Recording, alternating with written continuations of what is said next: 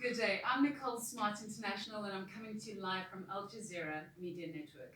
And I'm very proud to say that we've hosted an incredible workshop on the art of addressing public. I'd like to say thank you very much to Mr. Christian, to Martin, to Jan, and to James for your incredible participation. Your commitment to excellence has been nothing short of astonishing. Your respect, your dedication, and the evolution, and I say this with respect, from yesterday to when we started the workshop, to you standing up here today, given that it was in fact a surprise, and you did not know that this was actually waiting.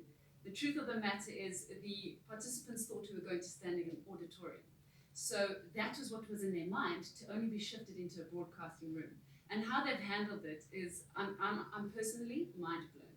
So I'd like to say shukran jazilan, thank you very much. Merci beaucoup, danke.